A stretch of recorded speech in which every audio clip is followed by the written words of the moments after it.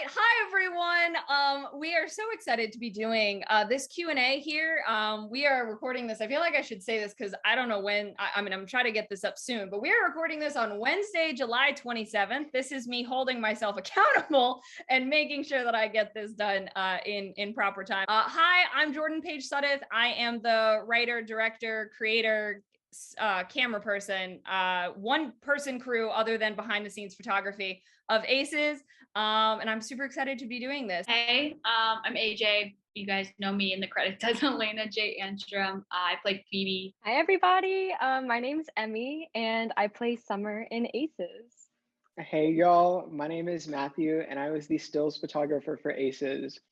Yes, Matthew got us all those incredible behind the scenes shots that we all love so much. So we thank you all so much for I almost said answering questions. We're answering the questions. You asked the questions. Here we are. It's 9:30 at night. We're all over the place. So we're gonna jump right into it. So we've got our first question here from Marlene. So Marlene said, "Hey, first of all, congratulations on hitting 500,000, and thank you so much for your beautiful representation.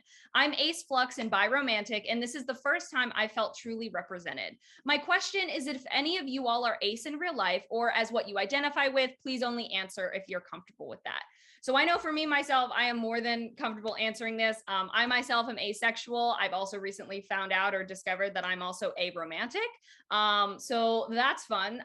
So our two actors were lovely to help me with the romantic aspect of the film. So that came across authentically. I just want to say I'm pan, and I'm more than okay to like say that I'm pan. And yeah, I loved playing Summer and like getting to have that women love women role. It's so rare these days, you know. We do have other members of the LGBTQIA+ community in our cast, but they choose to remain anonymous, which is totally fine with us. So we've got our next question from Elisa. I'm hoping I'm pronouncing that right. I'm so sorry if I'm not.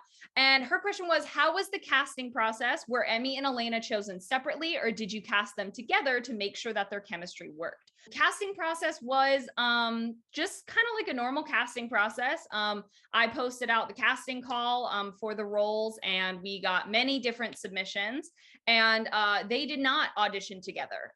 They had never met each other before they met on set, and it was so incredible to watch them click so well and so quickly, because that's something that, you know, we didn't do chemistry reads and we didn't do anything like that over Zoom. And so you're kind of just trusting, you know, looking at the auditions of both of the actors and the work that they've done and thinking, you know, I think they'll be able to pull this off, and they definitely did.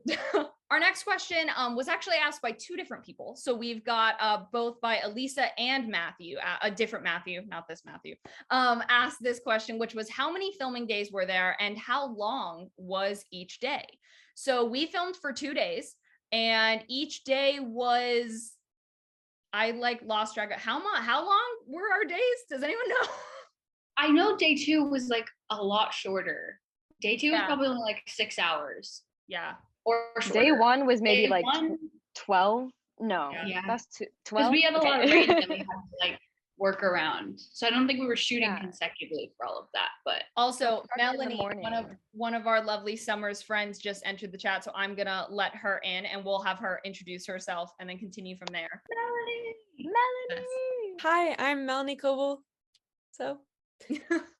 And Melanie played one of Summer's friends, and she was phenomenal. We have decided on our first day was like 12 hours, which was at the house, or the houses. It was also pouring a part of that day. That scene where Phoebe is walking through the rain and it's pouring and she looks sad. The rain was not planned. It just came together so well. But for one of the scenes, in the montage where they're sitting like outside the ice cream shop, it was also pouring, and that did not work as well. So we had to like bolt under the little covered thing and try so hard not to get soaked. And then at the school was our second day, and that one was shorter. That one was about 4 to 5 hours. And we had the school entirely basically to ourselves because it was a weekend, and so no one was there, and it was a lot of fun. I believe this next question is from Lilia. And I am so sorry if that pronunciation is wrong. And her question is, what was your favorite scene to film? Also, I love this film. It was absolutely amazing. So thank you. Okay, my favorite scene by far was the one where we were in the hallway and y'all were just dancing to music. It was definitely one of the most wholesome moments. What were we listening to? ABBA, right? Right? ABBA, yes, yes. It was easily like it was definitely some of the most like fun and just straight up wholesome moments ever. And it definitely came off across that way. And I wish that we could have used ABBA in Oh the my actual gosh. film. That would have been so good. Dancing Queen and we would have gotten so sued. We would have gotten so sued. Okay, I think like from an acting standpoint, my favorite was the fight, just because those scenes are always so fun to film. But like out of everything, I also I love all the montage bits were so fun, especially on the skateboard and saving Wormy. That was really fun. But the whole thing was just so amazing. If you like, I can't just pick one scene because all of shooting was literally the best. It went by so fast, and it went by too fast, and it was amazing. I would have to agree. My favorite scene as well was the fight scene. I just love those like emotional, like upset things, you know, like every actor, I feel like, you know, those are just the ones that are fun to do. You just like throw yourself into that feeling, you know. So I really enjoyed filming that. But also like if you watch the bloopers, you know, we were like cracking up almost half the time. Like we would hit things on the wall, things would fall down, cats would come in all of a sudden, like would run through the hall. Like it was so much fun. I like that scene the most, for sure. My favorite was definitely the scene where we were sitting at the like in the cafeteria and we were just like improving, and I don't even know what we talked about, but we were all eating chips and it was so random, but I remember that it was really funny. I love how I'm so glad no one in the comments has pointed out, like, why didn't they actually have school lunches? I'll be like, we had no budget, okay? Shooting with nothing.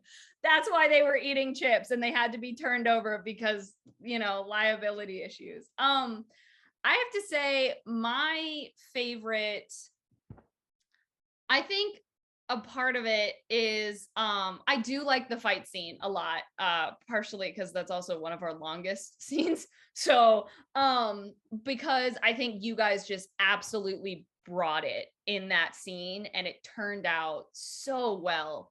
But from a cinematography standpoint, which is not something I usually talk about because it's not my forte, my favorite shot that we did is after the fight when Phoebe is sitting away and we racked focus from Phoebe to Summer in the background and then back.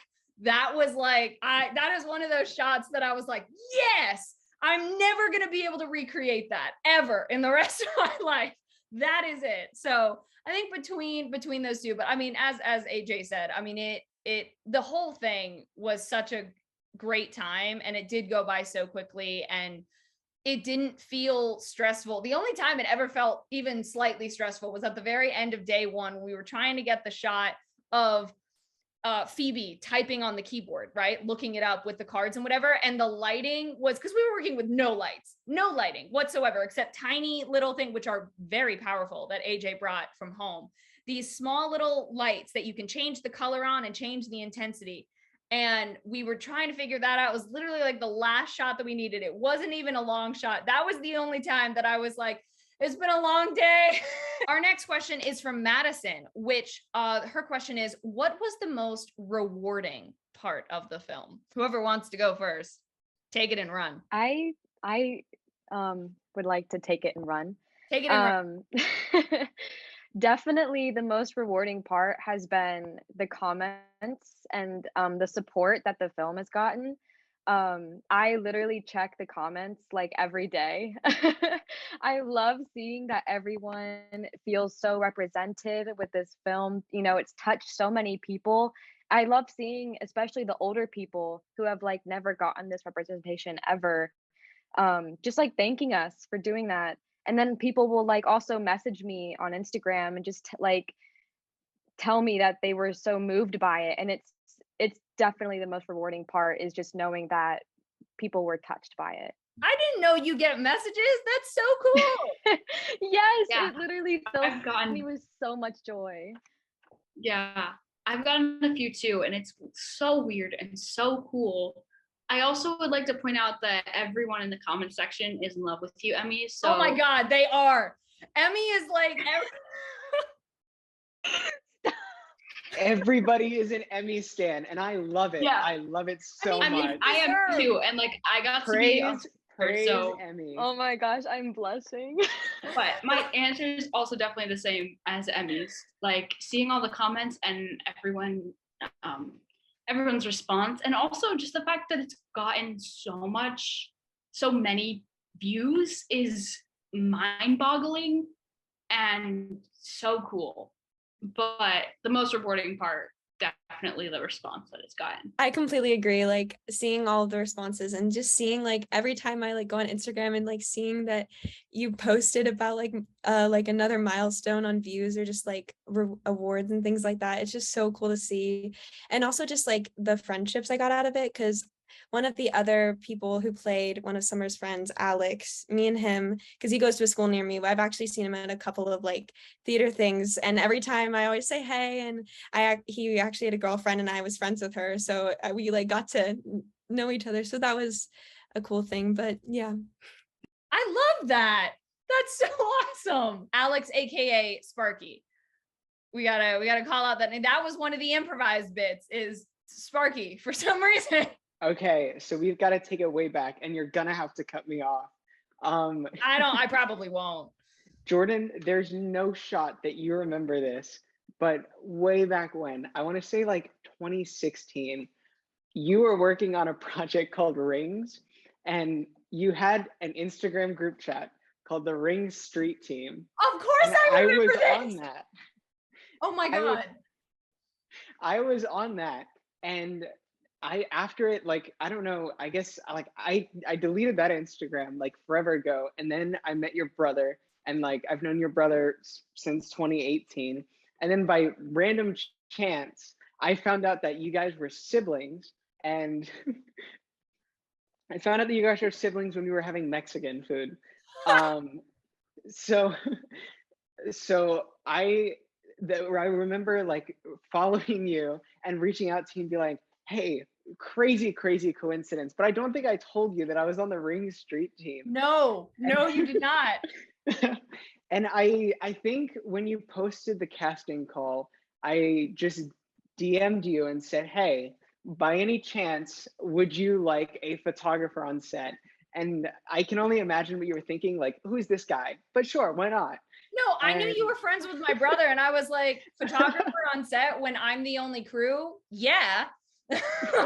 Being on, like, just showing up to set and like, you know, it was already pouring down raining, and we were just like, we had to go. It was go time from the moment I got out of my car, and it was crazy. And so the first rewarding part is the chemistry as a whole that we all had from the jump, because we had to.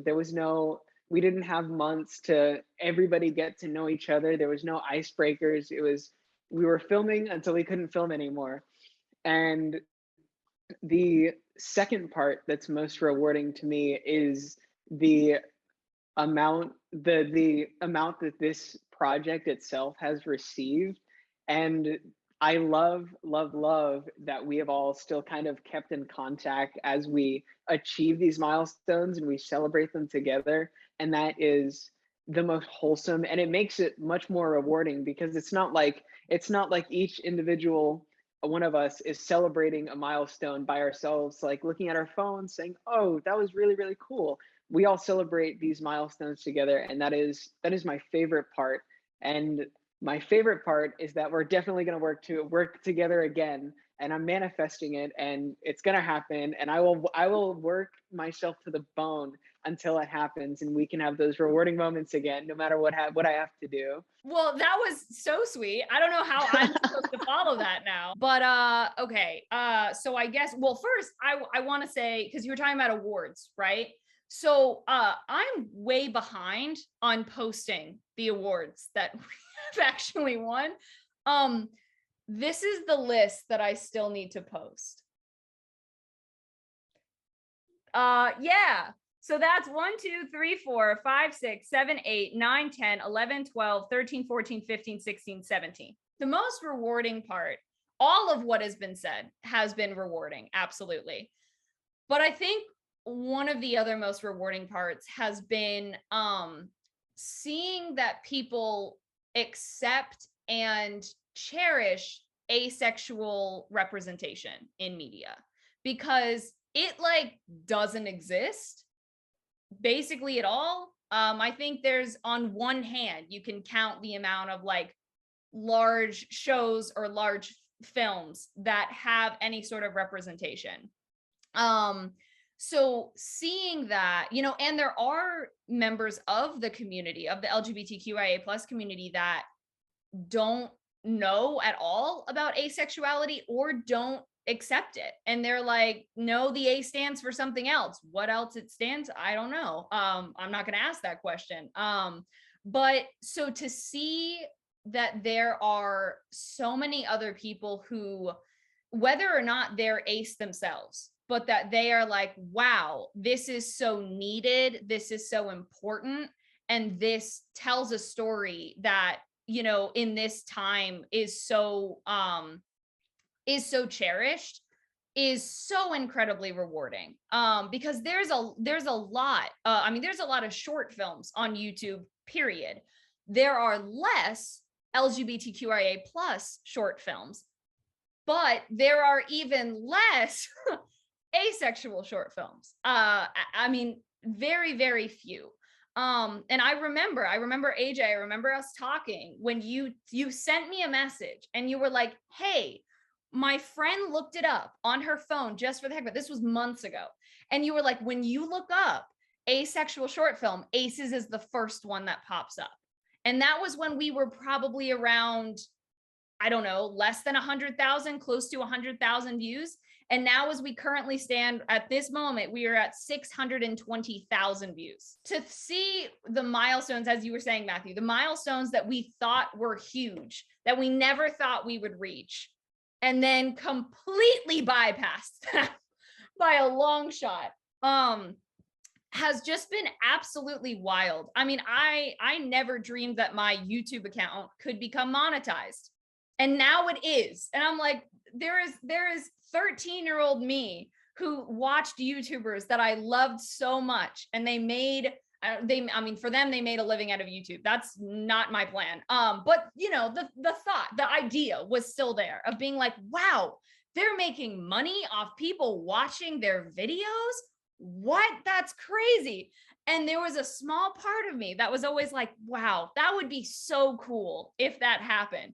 Completely forgot about that dream. You know, I was like, okay, push that to the back of my head. That's not going to happen. And then it did. The amount of attention that it's gotten because of its subject matter by itself, and that people stick around to watch the film and see the importance of that subject matter, I think is the most rewarding part for me. Our next comment is from once again, let's see, it's from Elisa. I'm horrible with pronouncing names. Her question is, why did you choose to represent this theme? Asexuality and homosexuality. And finally, because this, she asked a few different questions, but I put them in a different order.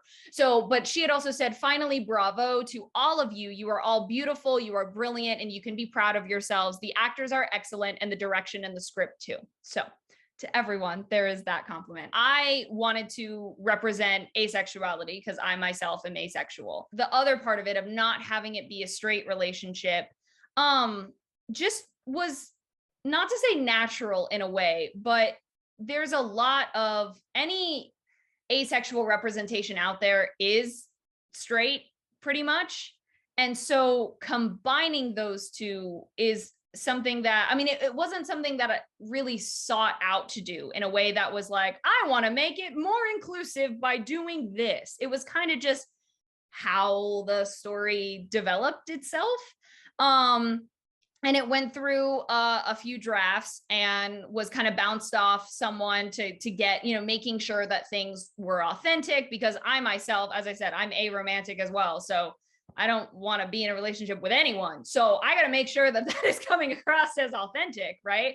And so I bounced it off of someone to just, you know, read it through, give some notes, make sure that everything was coming together well. And that person would get story credit on the film, but they have requested to not have story credit. So obviously respecting their wishes and not having that. But part of the story was developed by someone else. I do want to make that clear. Just the name cannot be said. Having it be between two women was not something that was exactly sought out to do. It was kind of just what felt natural for the script. And fortunately ended up getting two incredible actors that brought it to life just incredibly well. Like, I wanted to do it because I wanted to advocate in a way.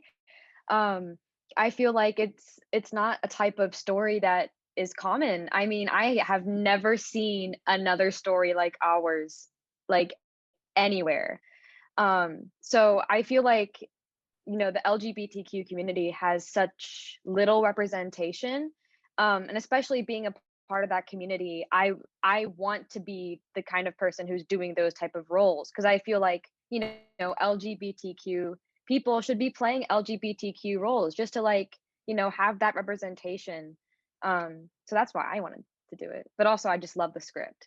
I'm so glad you did, because your audition was phenomenal. If someday, if I should, you know what I should go back and do, if I can find your audition, and I should ask if I can share it, because I feel like it needs to be seen. But I 100% still have it. I keep all of my auditions. Perfect. That way I don't have to scrounge through actors' access. Next one is also from Elisa. I know I'm pronouncing that wrong. I know I am, and I just feel awful about it. The question is, would you consider casting Emi and Elena, or AJ, in another movie together? They had beautiful chemistry. They did, didn't they? Amazing. Out of this world. That just got so lucky with. And absolutely, yes. I'm going to get into a little bit more about kind of plans for the future a little bit further down, because there is something else. Sorry, Matthew's over here like second one. And trust me, we have seen the comments. We have seen the comments about a sequel. We have seen the comments. Trust me when I say, and as I said, I'll talk about this a little bit later, there is ideas in development, but we'll get to that in a hot second. This is someone who asked this anonymously. Do you think you'd make a feature film version? If so, do you think there would be someone who's against people of the community or of Summer and Phoebe's relationship? I can confirm that a feature film script is in the works. By that, I mean, it is in my head and going to be transferred to paper at the beginning of next month. I have talked with AJ and Emi both about Summer and Phoebe and their characters. And, you know, because in a feature film version, we're going to see a lot more of them. We're going to see a lot more of what do they do in school? Like, not focus on it, but like, we got to know who they are. Like, what do they do? What do they do for fun? What do they want to be? You know, that's going to guide them in how they meet. I do already have their meeting in mind. I already have the scene basically written in my head. I know how that happens. You guys will never get to see, people watching this, you'll never get to see what we just talked about. So secret, it's locked behind closed doors. Sorry, you don't get to the inside of what the script will be like. So yes, a feature film version will be written. And as I just shared with them privately, there will be someone who is against their relationship, but maybe not for the reason that you're thinking. It's not necessarily because they are against an LGBT relationship. It might be the opposite. Someone from YouTube under the name Anime Lover said, "Hi, congratulations on hitting 500,000. And when's your next film? I'm actually excitedly waiting for it."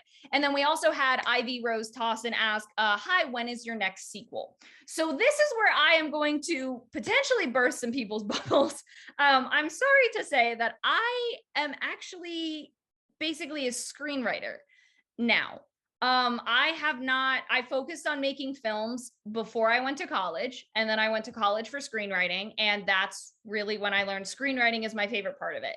So ACES would not have happened had it not been from the encouragement of someone who does not want to be named. But there was someone who encouraged the making of ACES and the story of ACES. And without that person's, support and their support of that idea, ACES wouldn't have happened, at least not when it did. I don't have any plans right now for a next film to like produce myself, not in the way that we did ACES. So I'm sorry to burst anyone's bubble with that.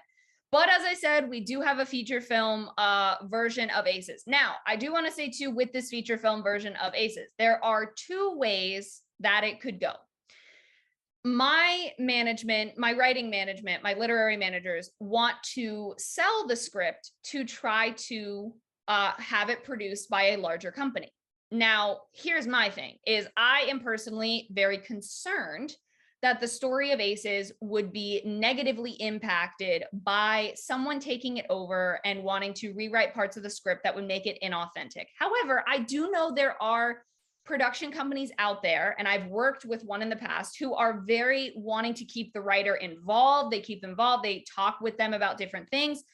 The other thing that I would be very adamant on, and I would not sell the script to anyone without a contractual agreement that AJ would be cast as Phoebe and Emi would come back as Summer. Because at this point, with how the traction that we've gained from it, it just wouldn't be a good idea to try and recast these roles. It would be an awful idea. And I have no problem telling a producer, being like, I will not sell this script without that in writing. Everyone in the comments, basically, with the exception of our 3% of hate comments, basically, agrees. That's going to make things more difficult to sell the script, but that's totally fine, because plan B is I've told myself that once the script is written, if it does not sell under those circumstances in a year, I will crowdfund to raise the money to produce it and hire a crew to, it won't be me behind the camera again. Don't worry. It'll be better cinematography than that.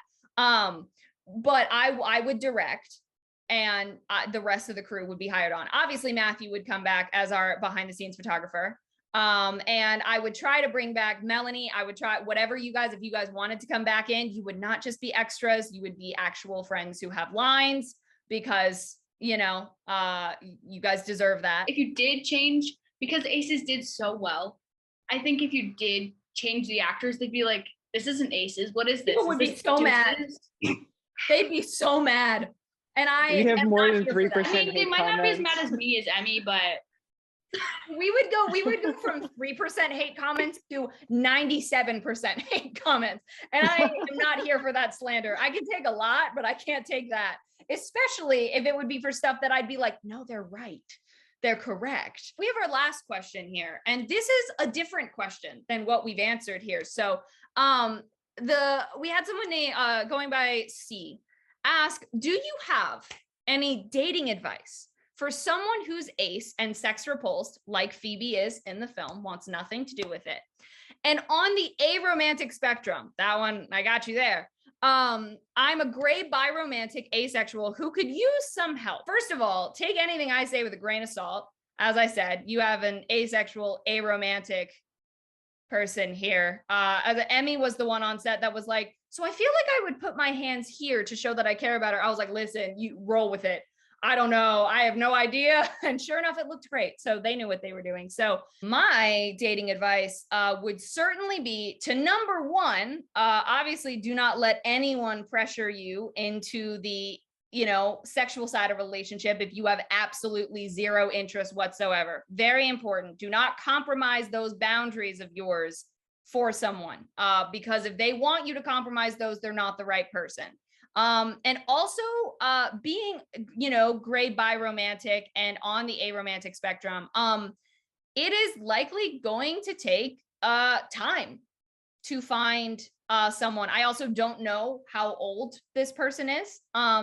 But there's a lot of people who, you know, in their 20s and sometimes even in their 30s is when they really start to discover who they are and what their preferences are and, you know, what they look for in a partner. And, you know, the more, I don't want to say labels that you add to it, but, you know, the more levels that you have to what you look for, you know, it's not anymore of like, I want someone who's funny, or I would like someone who's tall. It's like, yeah, no, I don't really know when I'm going to feel romantically attracted to someone. Who knows? Like, it's just, you know, it's a toss up. So I would say, you know, it's definitely, I think it goes both ways. If you feel romantic attraction for someone when it is very infrequent, you know, that doesn't mean that they're the right person. You know, it doesn't mean like full steam ahead. Here we go. The first time I felt romantic attraction in 5 years or however long it is, to make sure to take your time, that you're communicating everything. You're communicating what your expectations are. And that's where we have run into not issues with the film, but people who are like, oh, I couldn't be with an asexual person. That's totally fine. That's totally fine. Because there are different relationships, and someone being with someone who's asexual is not going to work for a lot of people. And that's totally fine. That's why communication is so important. And had Phoebe known about this part of her identity, Phoebe would have shared it, but she didn't because she had never been in that situation before. So she unfortunately had to find out right there in the moment going, never mind, I do not want to do this right now. This is not working. And so if you know this stuff about yourself, though, you know, especially being ace and sex repulsed, you know, needing to make sure that you share that with someone who, if you are romantically attracted to them, and you want to try to pursue that, and then trying not to get discouraged when it does take longer. And it does, you know, if you look around and you're like, wow, I really wish I could like that person romantically. Why don't I like that person romantically? Don't force yourself to try and like that person romantically, because it's just not going to turn out well in the long run. So in the end, 1, don't compromise your boundaries. 2, don't rush into it. And 3, be patient, even though it's so hard sometimes. Okay, that's my advice. Does anyone else have anything to add? Mine is definitely just communication. I also can't give much advice because me and Phoebe, best buds. I mean, I'm Phoebe at the start of the film because yeah, but from friendships I've had and other things like that, just communication is the biggest thing, especially when you're not just heterosexual. I think even when you are, but especially because you're not, I think that communication is like the biggest thing. And like communicating who you are, like Jordan said, your boundaries, like all those things, like I think it all falls under just communicate. And that might scare people away, but that means that they're not for you. I agree. Communication is like the number one thing. I mean, I'm in a relationship and we actually just hit 3 years last month. Yay! So like yeah, like it's been going well, and it's because we communicate really, really well. So I would say, yeah, like don't compromise your boundaries. Like you deserve to be your authentic self and have that be loved by someone. And it doesn't have to be now. You know, you have your entire life ahead of you to fall in love with someone. But I would say if you can find like LGBTQ events in your community, I would say that would be a great opportunity for you to go and meet people who might be more inclined to like date someone like that. Because I feel like, no offense to like straight people, but they're like, they get, you know, like they're kind of apprehensive sometimes, or they haven't even thought about someone not wanting that. So, you know, by going to somewhere where it's LGBTQ friendly, you might find more people who are like willing to try something out with you. Mm-hmm. Or there might be, you know, allies of the community there, at least, you know, as well, to, as you said, people who, you know, maybe are more aware of that identity. All right. Well, before we end, does anyone have anything at all that they would like to add? Anything they'd like to say? Everybody needs to bug Jordan to finally write down a script. Oh my God. Everybody, every single person. I do want to say thank you to everybody for supporting this and watching it. Like, I know I can speak for myself, but I feel like I speak for a lot of people saying this. Like, we did not expect this to get nearly as many views. I wasn't even expecting, I didn't even know it was going to go on YouTube. Jordan posted it on YouTube and I was like, oh yay, maybe some people will see it. And then like hundreds of thousands of people saw it, and it blew us all away. So just like, thank you for your support, and I know it means the world to us. Absolutely wild. Like, I knew we were putting it on YouTube and I thought, oh, 10,000 views would be absolutely insane.